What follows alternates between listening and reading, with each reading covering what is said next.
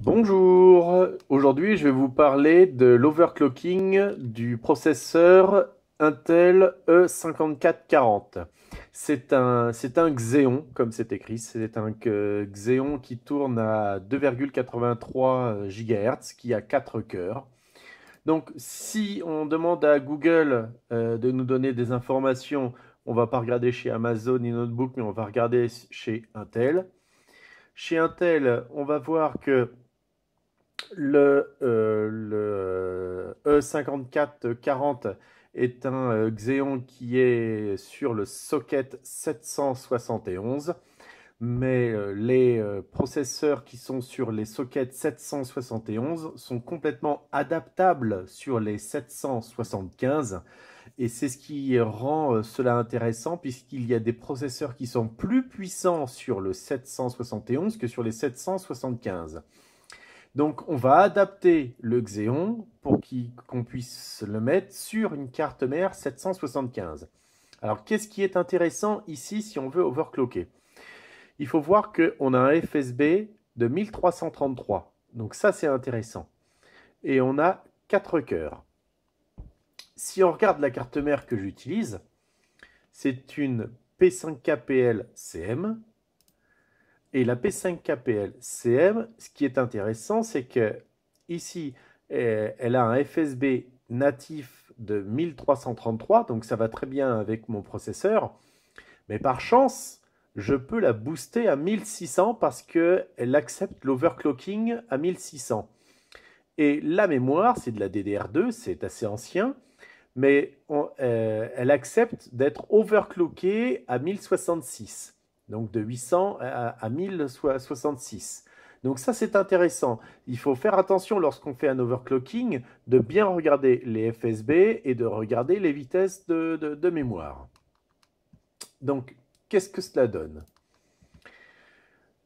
Sur, sur le CPU-Z, on voit qu'actuellement, il tourne à 2,8 GHz, légèrement plus, parce qu'il n'est pas tout à fait à 333, il est à 1 pouillème en plus, et qu'il a bien un FSB de 1333.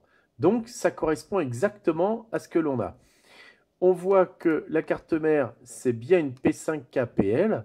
Normalement, c'est un socket 775, et là, on voit que c'est un socket 771 qui est monté dessus. Si on regarde le PassMark, pardon, si on regarde le PassMark, on voit que le Xeon E5440 fait 3971.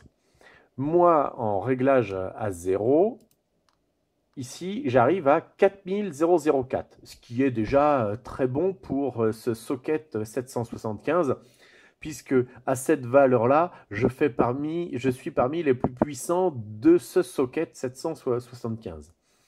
Donc, ce que je vais faire, c'est que je vais maintenant quitter tout ça. Hop, hop, on va quitter tout ça. On va aller dans le BIOS. Et on va régler le BIOS pour pouvoir faire un petit peu d'overclocking. Donc là, si vous entendez le ventilateur, c'est parce que c'est quand même un Xeon, il faut le refroidir. Donc là, il s'est fait entendre. Alors, actuellement, si je descends dans les informations, on voit bien que je suis à 2,8 GHz. Alors, je vais arriver ici. Je vais me mettre en mode manuel. On sait que je ne dois pas dépasser 1600. J'ai déjà essayé, ça peut marcher, il accepte, le Xeon accepte, mais il n'est pas stable, c'est-à-dire que j'ai des problèmes avec et j'ai des plantages. Je peux lui ajouter 10%, donc on arrive à 66, et encore 10%, ce qui fait 20%, c'est-à-dire j'arrive à 399. 399, il n'est pas vraiment stable. 398 non plus. Je sais qu'il est complètement stable à 395. 395, il faut voir que c'est très proche de 400, qu'il faut multiplier par 4, et ça nous donne 1600. À 400 multiplié par 4, il n'est pas, bien stable. Alors je le descends très peu en dessous. Entre 333 et 395, il y a à peu près 20%. À peu près. La DRAM. La DRAM, j'ai de la 800 MHz. Le problème, c'est que si jamais je lui mets 1000 par exemple, si jamais je lui mets 1000, il va faire 1000 plus 20%. Et là, elle ne va pas supporter. Actuellement, c'est de la 800 et elle va monter à 800 plus 20%. Donc, je vais le laisser en auto et il va faire ça tout seul. Après, ce qu'il faut voir, ici, il faut retirer le support CE1. Je l'ai retiré. Max CPU, forcément, je ne veux pas le limiter. Il est disable. Ensuite, le speed step, je ne veux pas non plus. Donc, je le passe à disable. Bon, ça, après, il n'y a pas grand-chose à changer. OK. Donc, on va enregistrer. Et c'est parti.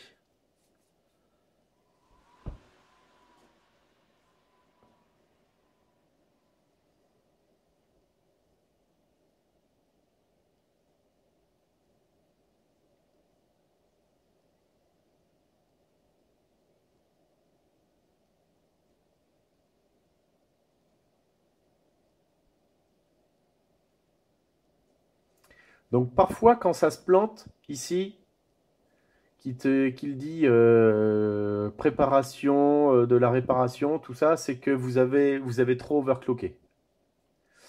Voilà, alors, qu'est-ce que l'on voit?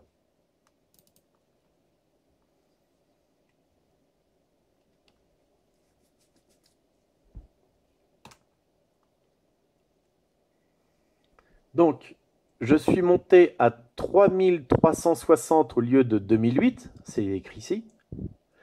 Je suis à 395 à presque 400, c'est-à-dire à presque 1600. Mais je sais que si je vais au-dessus, il y a des problèmes de stabilité. Et la mémoire, vous voyez, elle est montée à 20%. Si je refais un performance test,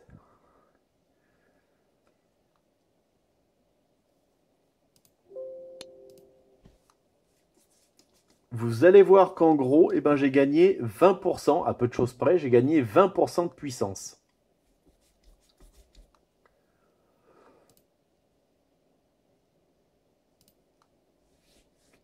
Donc là, je vais le dérouler devant vous. Donc ça prend un petit peu de temps. Donc je vais mettre sur pause et je vais le faire revenir juste après.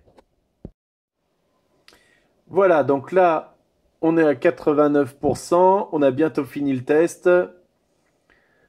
Et il va nous afficher.